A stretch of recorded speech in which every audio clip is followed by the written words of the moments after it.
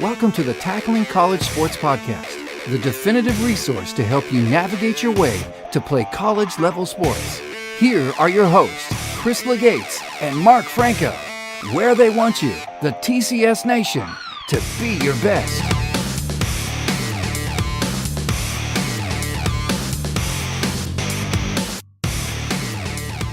Welcome, TCS Nation, and thanks for tuning in to the Tackling College Sports Podcast, session number 24. I'm your host, Mark Franco, and alongside me is my co-host. No, he never holds the rails on an escalator, Chris Legates. Good morning, Chris. I'm feeling great. How about you? Hey, good morning, and real pleasure to have Skye, Eddy, Bruce here with us today. And I resign myself to the fact today, Mark, that I am the second best goalkeeper on the line here today. Wow. I've never heard him say anything like that before. I had a lot of fun over the years. We got to work camps with Tony DeChico and Soccer Plus way back in the day. And I'll tell you what, she was an outstanding goalkeeper, and probably still is, I'm sure. And I don't have any problem today bowing down and saying, thanks for being here with us, Skye, Eddy, Bruce. Well, let me formally introduce. So Skye, Eddy, Bruce is founder of SoccerParenting.com, former All-American goalkeeper, pro and collegiate player, also an active youth coach, soccer parent and coach educator, clearly a slacker. Skye, welcome and good morning. Oh, thanks so much for having me. I appreciate it. And yeah, I'm a goalkeeper in my dreams these days. So you know how that is. That's awesome. And thanks for taking the time to be with us. I know this has been one very busy January for you. It has between the National Soccer Coaches Association convention and some different speaking things, relaunching my website, had a lot of things going on, but really happy to be here. Thanks. Excellent. Well, let's get started and get you on your way. I know you're busy. Skye, can you take our listeners back to your playing days at UMass and work your way up to what you're currently doing? For sure. I mean, what was that, 30 years ago? I mean, it feels like a long, long time ago I was at UMass, but those were some wonderful memories. I played collegiately there. Actually, my degree's from UMass, but I did transfer, and I played my last season of college at George Mason University, where we went on to the national championships. Actually, UMass went to the Final Four that year, and so did George Mason, where I transferred. So there was a lot of press, you can imagine. They lost in the semis, we lost in the finals. So the thought of us meeting in the national championships and Brian and I playing against each other was quite the media buzz. So again, my degree's from UMass. I really wanted to play right after college. I wasn't on the national team, and so there really weren't any opportunities. I looked into going overseas and had a couple of things that just sort of fell through, and I landed sort of a dream job with Lanzera, if you all remember that manufacturer. So worked for them for a number of years as I was working camps still for Tony and Soccer Plus camps, and still working with the number one camps as well. And really just couldn't put the playing bug to rest. So finally, I think when I was about 26, I sold everything and moved to Italy and played for a small club. They were in the Serie A, but Tavagnaco Femminile and Udine. And wasn't able to stay the season, never really worked out my visa, but oh my gosh, just from those months there, so many fantastic memories. And then came back to the States and took a job at the University of Richmond as their assistant soccer coach, and stopped coaching collegiately when my daughter was born, just because of the travel and the recruiting, and have been really involved in the youth game. And then soccer parenting really grew out of my experiences from my kids growing up in the game, and just realizing some issues that needed to be tackled within the youth soccer world. So that's what I'm trying to do now. Excellent. Chris. Skye, what were your goals when you came up with the idea of soccer parenting? And kind of like we've asked people like John Cohn we spoke about before with Fit for 90, was there a proverbial light bulb moment for you that you were like, aha, this is what I'm going to do? And looking forward, what are some of the goals in the future for SoccerParenting.com? Yeah, for sure. There actually was a really clear light bulb moment, and that's a great question.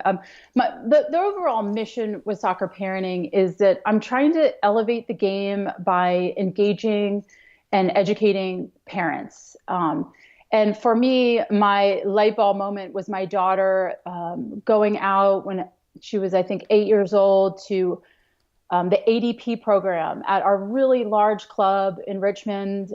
Been around for 25, 30 years, great history, amazing facilities. And she gets out to her first training session, and I had coached her up until this point, and this is her first paid coaching, professional coaching. And the environment was really, really poor. It just was not good enough. The coaches weren't qualified. The kids were getting bored. And, this went on for a couple months, and I'm trying to stay in the background. And finally, I just started looking around and realizing we need to go and do something about this. Like, this isn't okay. And the moment when I realized that the majority of the parents were completely fine with this subpar environment for their children's athletic development, when I realized that, I thought I have to do something about this. And that's kind of the moment that I think that soccer parenting was born. And then to answer your question about, what my goals are for moving forward, I mean, it's really just taken off. The response that I've had from clubs, from parents, from coaches, really just energizes me every day to keep moving forward with my mission. I have a whole parent education platform that clubs can subscribe to so that all of their parents can gain this information, gain this knowledge, and have access to all the content. And I'm doing a lot of speaking. I see that in the future it could sort of become potentially sort of like the PTA for soccer, so that parents can have somebody advocating for them, educating, supporting them, sort of representing their side in this whole youth soccer mix that we have. And it's such a great idea. And to your knowledge, Skye, is anyone doing anything like this in any other sport? No. And I've had a number of people say, you should franchise this to other sports. And this is such a great idea. We need this across all platforms, or have said you should, all of your articles are so relevant. Why not just do sports parenting and I just so deeply believe in this mission within the game. And I care so much about soccer and the development of our players as individuals, as people, and just care about the game so much. So my focus has really just been on soccer, but there certainly is an opportunity to do this across all sports. And there are companies I'm a speaker for Changing the Game Project, and John O'Sullivan is doing great work with sports and parenting. And obviously the PCA, the Positive Coaching Alliance, does a lot of work with parents, but there's nobody that's digging down into a specific sport and giving parents education about the sport as well as about just athletic development. Skye, you've clearly had quite a few successes in your career, but can you tell us what have been the toughest challenges so far? Oh, that's a good question. I would say that part of what we learn as athletes growing up and, from growing up in the game, and as we excel and become top performers or high performers, is we learn a lot of leadership lessons. And we're constantly put in situations where we're asked to be a leader, especially me as a goalkeeper, that sort of has a unique leadership position within a team. I think probably the hardest thing for me to learn, and Jerry Smith, who I interviewed for my Soccer Parenting Summit, mentioned this, is followership.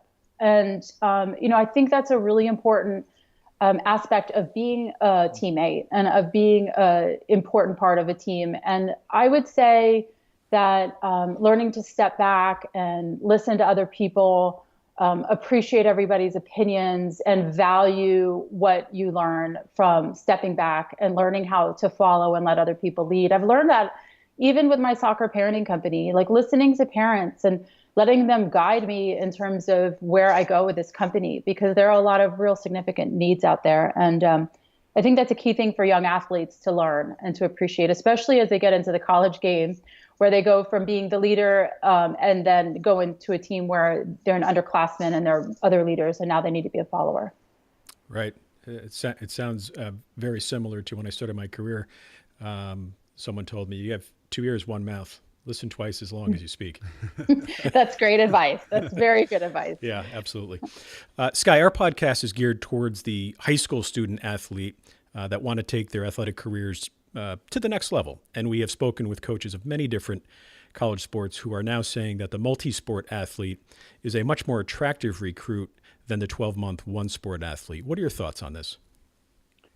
I definitely understand where college coaches are coming from. I think that there's a lot of anecdotal evidence that states and shows us how important it is for kids to participate in multiple sports. And then there's a lot of scientific evidence as well. I was talking to a friend of mine the other day, Jay Fiedler. He was a professional quarterback, played for the Miami Dolphins, played for Philadelphia.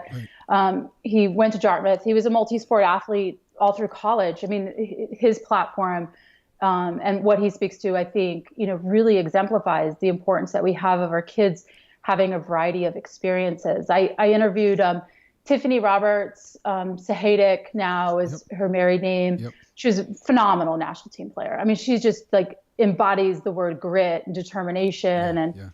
I interviewed her a while ago, and she talked so much about how much her track experiences in high school.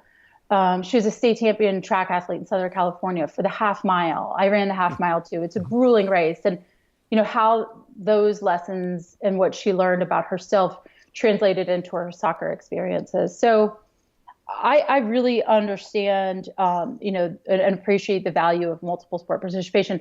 I think this conversation gets confused a lot because we talk about sports specialization, and that's not necessarily the same thing as just being the multi-sport athlete. I think kids being asked to specialize in one sport too soon is wrong. I mean, that's where all the scientific evidence comes in, is that we need to keep our kids participating in multiple sports up until about the age of 13 or 14, just for them to develop their complete athlete.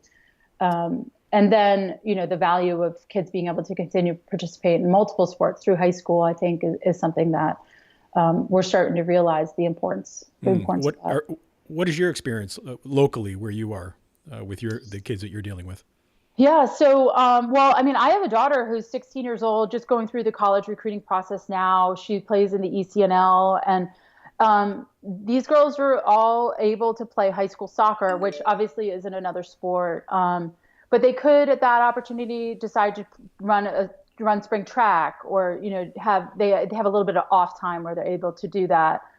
I think we need to just step back, and this is part of my mission with soccer parenting a lot, is just stepping back and just looking at the big picture and understanding where we really want to go. And are we asking too much of our children when we say you can only play soccer for this amount of time? I think the kids really need to drive that decision. And if your child is, wanting to play another sport, I think the stress that often creeps in for parents of, they really should only focus on one because then they're going to fall behind. Or, I think we need to take a step back and say there are many paths that kids can follow in order to be a top performing athlete. They don't all have to go along the same pathway of choosing to play one sport at the age of 10, 11, 12, 13, and just sticking with that one sport. Sure.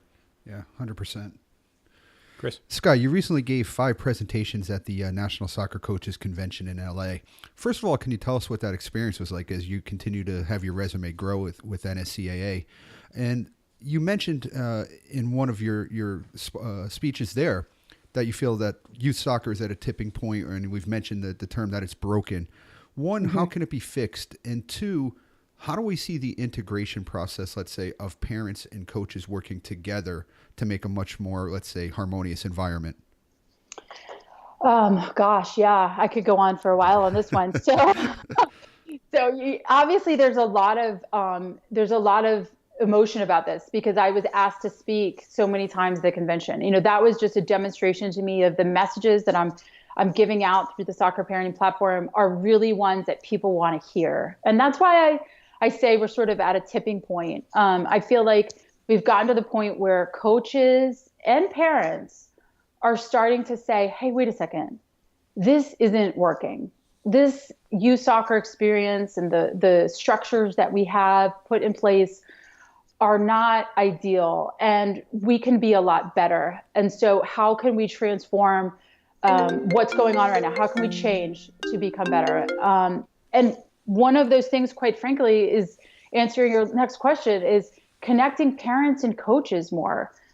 There's been this long-standing mentality within soccer of coaches that don't want to connect with parents. When I'm out of that convention and there are 11,000 coaches walking around this convention floor and people see my tag that says soccer parenting, I cannot tell you how many people come up to me and go, oh my gosh, better you than me. I can't stand these parents. Like there's this deep rooted feeling that the parents are the enemy. And, I find it fascinating that these coaches are coming up to me and telling me that. And I'm looking at them and saying, well, you're the problem. Like, we've just need to sit back and say and imagine what amazing things can happen within the game for our children once, coaches stop using crazy soccer parents as an excuse for really not engaging all the parents, because the majority of parents are really not crazy soccer parents. There are some that are, and we need to just like put those off to the side and not welcome them. I agree.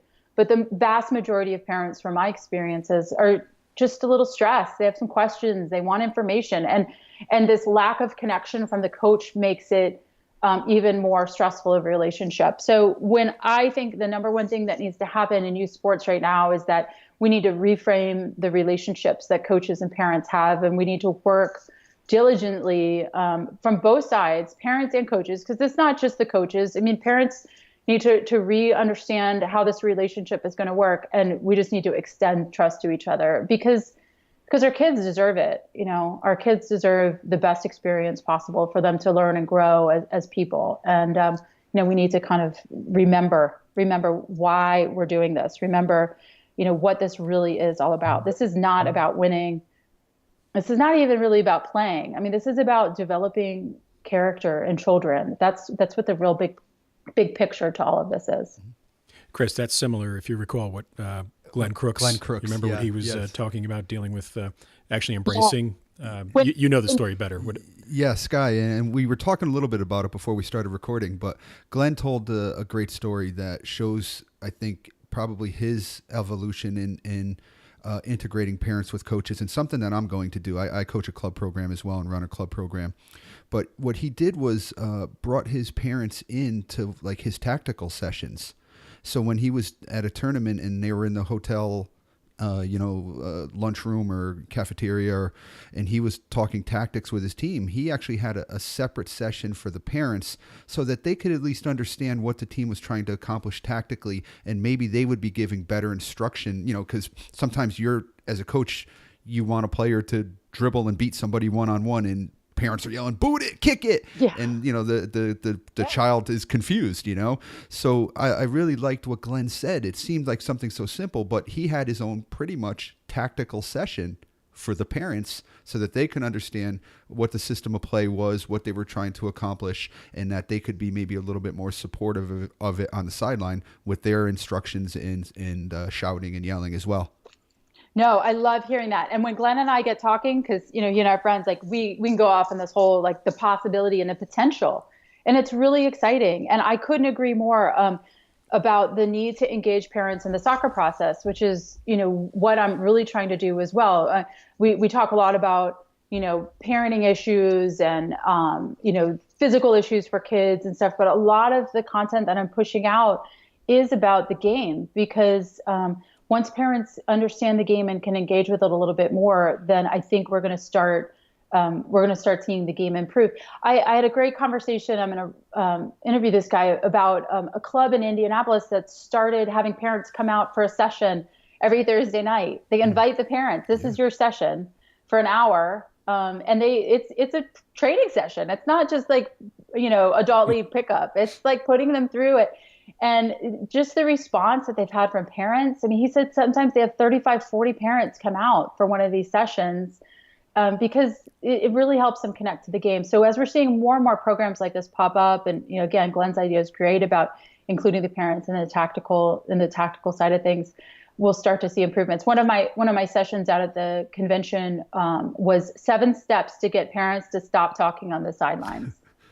We know that's an issue for so many reasons, and parents hear all the time, stop talking, or, please don't. And parents just sometimes don't even realize what they're saying. So, we're talking about one of those steps of my 7 steps was engage the parents in a little quick pregame 30-second quick meeting just before every game of what your objectives are for the game, and, kind of like a quick coach's talk. And that will really help release some stress that parents feel. And at this juncture in time, Skye, what would you say with the pressure of scholarships? And again, you have a daughter that plays in ECNL, so you're looking at situations where there are parents that think that if I connect with the right program, it's going to get my daughter even farther. Maybe it's national team, maybe it's regional team. Again, maybe it's the ultimate prize of a college scholarship. What are parents doing right in their support of their student athlete children? And what are they maybe, let's say, doing wrong at this juncture in time as it compares to, let's say, when you and I played at a different time, a long time ago? Yeah, that was a long time ago.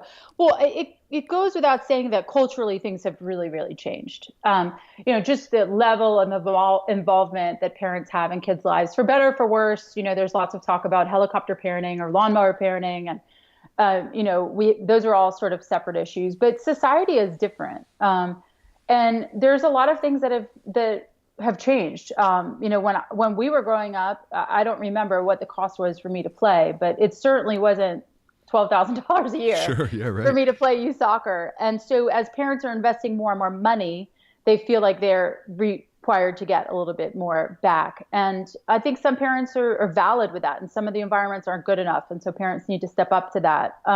So culturally things have changed. The other big thing that's changed so much that just needs to be recognized is the cost of college.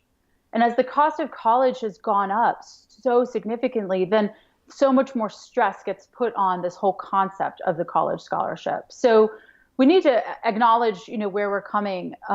But one of the things that I think parents, and I'm just consistently amazed that they're doing well, is just in their support of their children, whether it be the time support of getting kids to practices on time, their financial support, their willingness to do something. And once we can engage those parents and give them something to do and show them how the right way and the right ways to support their kids, whether or not it's in helping them realize their dreams of a college scholarship or not, I think then we'll see a lot less stress on the sidelines. We'll see a lot, sort of better environments. If I had to go with, things that parents are doing wrong, I kind of prefer to look at it on opportunities for us to just get better, because I don't really feel like parents are doing anything wrong on purpose. Again, it kind of comes back to the fact that parents have been completely neglected in this process. We've given great education to coaches, or great opportunities for education to our coaches. There's certainly lots of room for improvement there. We focused a lot on educating and developing our players, but we really have neglected the parents in the process. So again, it's not so much that they're going wrong, but that there's just really opportunities for them to get better. I think parents need to be able to step back and have perspective, to look at the big picture. Somewhere along the way, it's become a little bit too much that we've sort of lost what our values are within the game and why our kids are doing this. And so as parents, we need to just sort of consistently remind ourselves of the why. And the why is so our kids can learn important life skills. And we need to step back and not put too much pressure on them. I do that myself. I often say that all the writing and the work that I do with soccer parenting is like therapy for myself, because it's so easy to just get sucked in and forget the why of it with our kids, and to start putting a little bit too much pressure on our kids to be top performers well before they're ready. I mean, I look back and I think about what my daughter was doing at the age of 12 compared to what I was doing at the age of 12. And, I played at a really high level, and everything just sort of came about for me.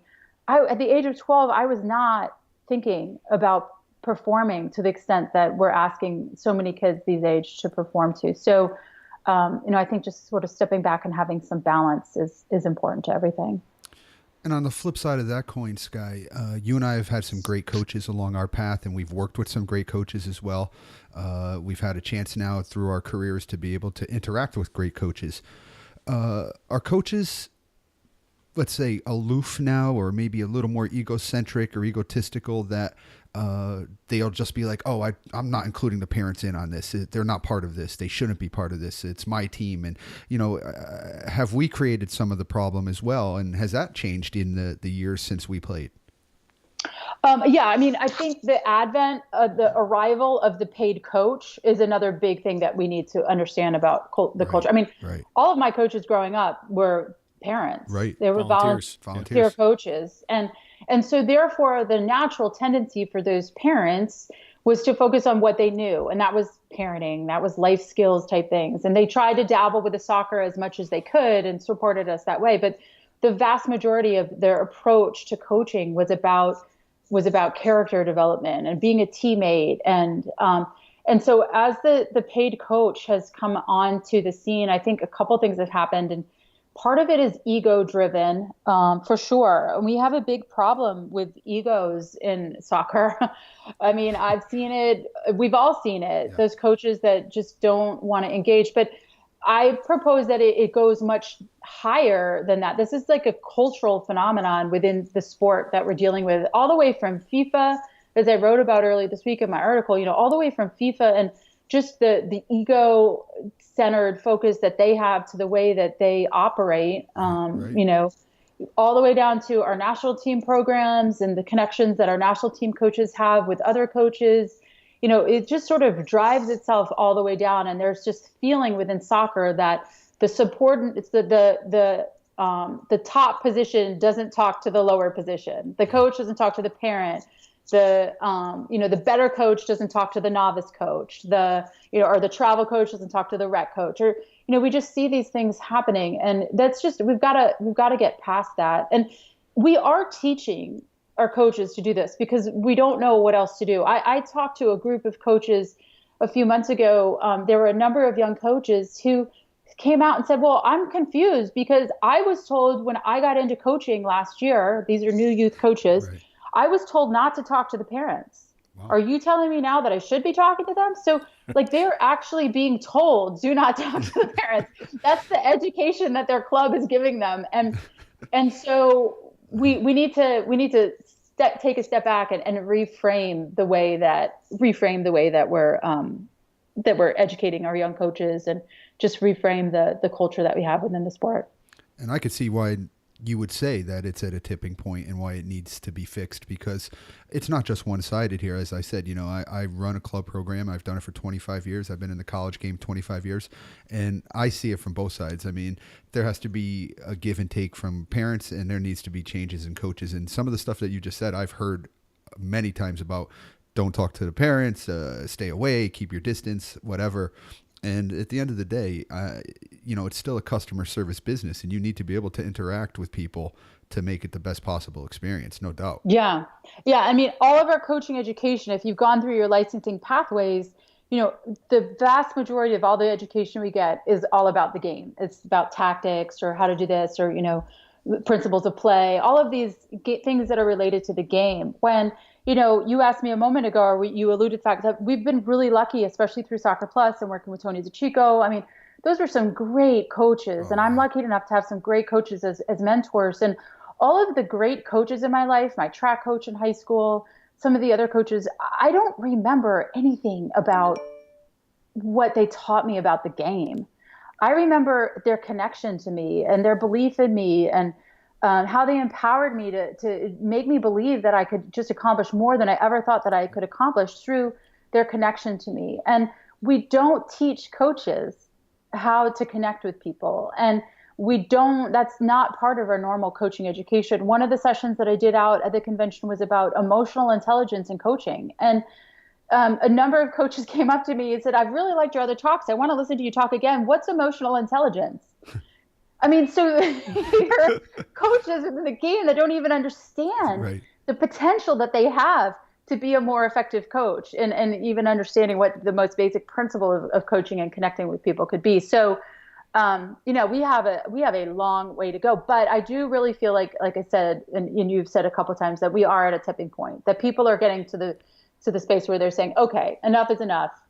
Let's move on to the solutions. And one of those solutions is breaking down the ego, is coaches receiving education and understanding how that they can engage better with parents, through parents, being willing to get some education and engage themselves, through us establishing trust in the coach-parent relationship.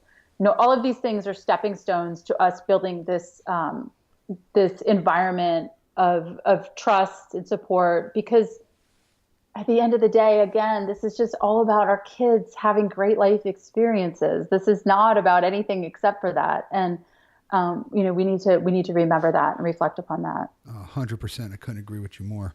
Skye, you've answered the easy question so far. We're going to take you now to the part that's called getting to know you. Okay. Oh gosh. Okay. And I must admit that many a coach and guest on this show have folded under this line of questioning.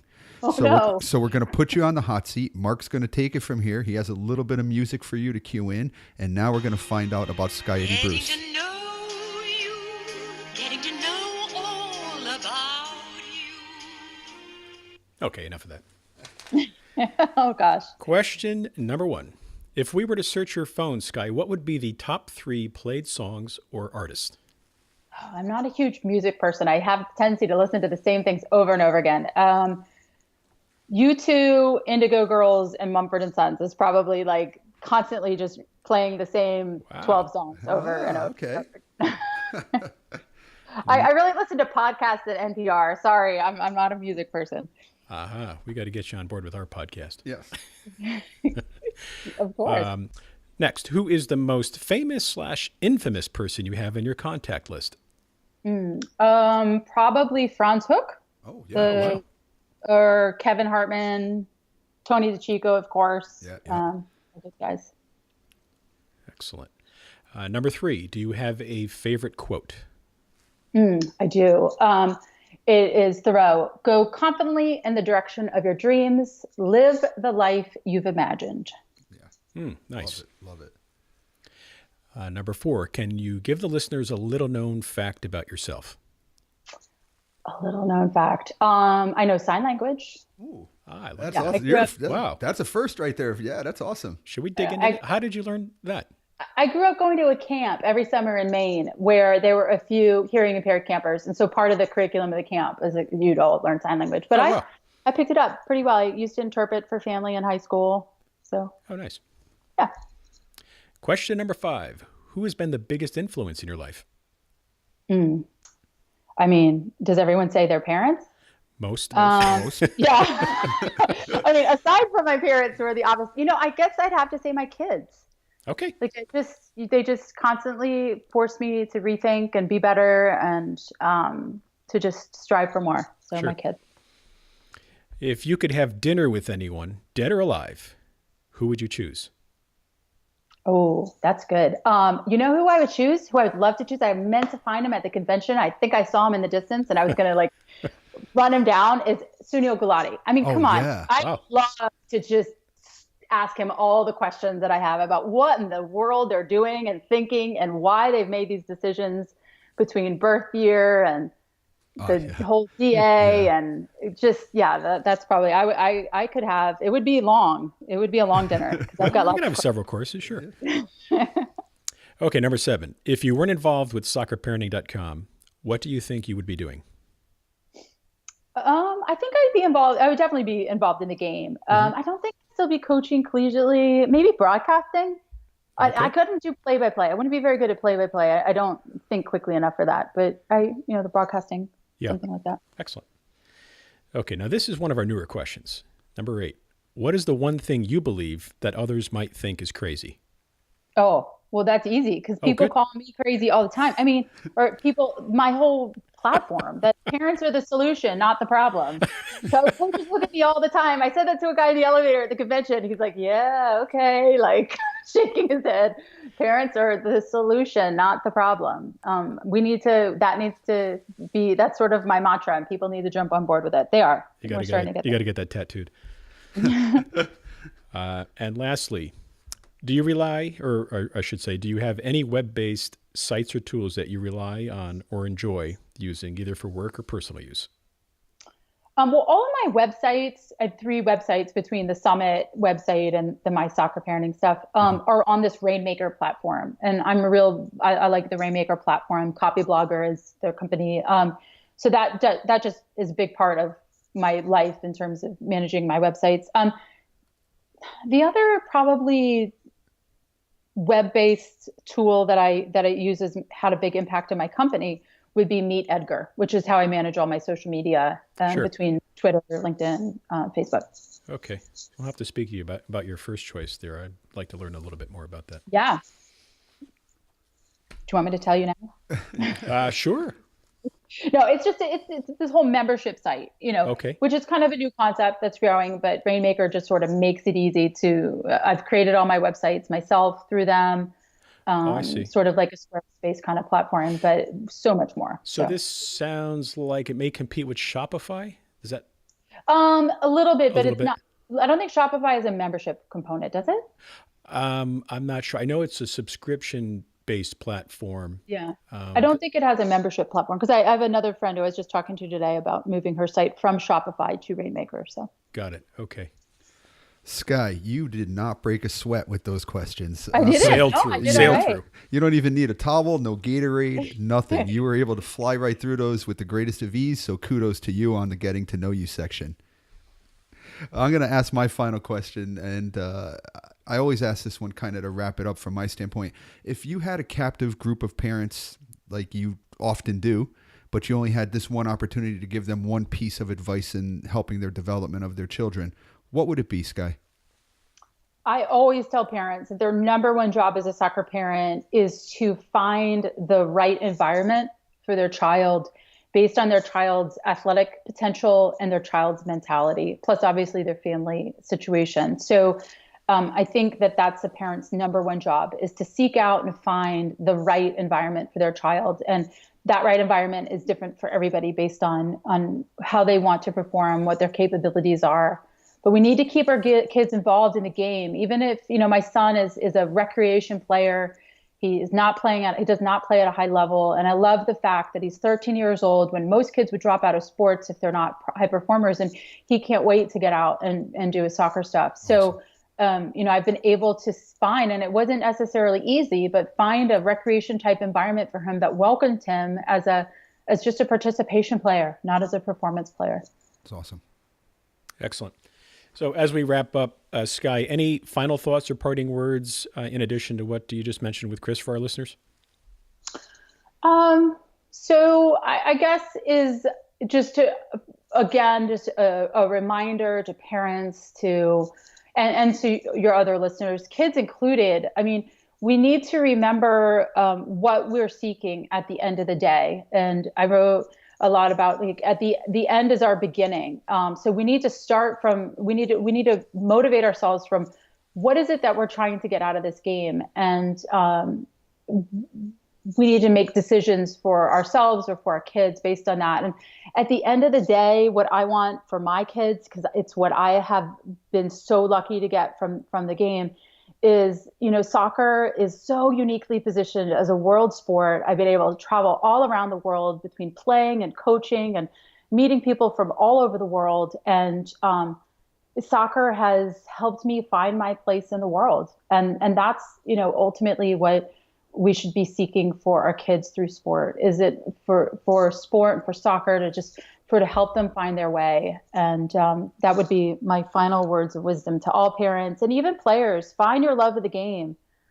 Find it in you to absolutely love the game, and don't get caught up in all the training sessions and everything. At the end of the day, you need to just absolutely love the game and be drawn to it. Perfect. Well said. Yeah, 100%. Skye, anything that you wish to promote today? Well, I have, like I mentioned a little bit, I have 3 websites. I have a soccerparentingsummit.com site where parents can log in and get access to 21 interviews that I did with youth soccer and performance experts. I'll set up a coupon today. So if people go to soccerparenting.com/TCS, does that work? That'll work. Yeah. That works. Yeah. TCS, then they'll get a $10 discount to that. So they'll be able to get access to all the 21 interviews for $39. My membership platform for soccer parenting. So I have soccerparenting.com and then mysoccerparenting.com. And the My Soccer Parenting is the membership platform. So just encourage parents to check that out, see what education is available. It's club-wide memberships are available or individual memberships there. Okay. And then lastly, how can listeners get in touch with you? Hit me up on Twitter is always really good. I'm at Soccer Parenting. That's a great way to connect with me. My email is skye@soccerparenting, SKYE, @soccerparenting.com. Definitely through my websites or Twitter or Facebook. Okay. Excellent. I'll make sure that all of this information gets up in the show notes, so anyone accessing this podcast will be able to review that info and follow the links from there. Great. Well, we appreciate it, Skye. Thanks for coming on. Again, we've been speaking with Skye Eddy Bruce, soccerparenting.com. It's awesome. Thank you again, Skye. It's been great to talk to you again after a long time. I know. I look forward to coming up and saying hi to you this weekend at the CJSA convention as well. Fantastic. I look forward to seeing you there. And thanks so much for having me on, guys. We're all trying to push the sport forward, and you guys are doing great work just with your podcasts and helping kids sort of understand the pathway to college. So thanks for all you do. Yeah, thanks. And before we go, our contact info on the web is tacklingcollegesports.com. Make sure that you sign up for the F5 email, first name and email, to be included. And it is 5 items that we are interested in or pondering with a little touch of humor. Email is at tacklingcollegesports.com. Facebook is facebook.com/tacklingcollegesports. Twitter is at tacklingcollege, and Instagram at Instagram's just tackling college. A little caught up there. And until next time, be your best. Be your best. Your college sports future awaits. So join the TCS Nation and be your best.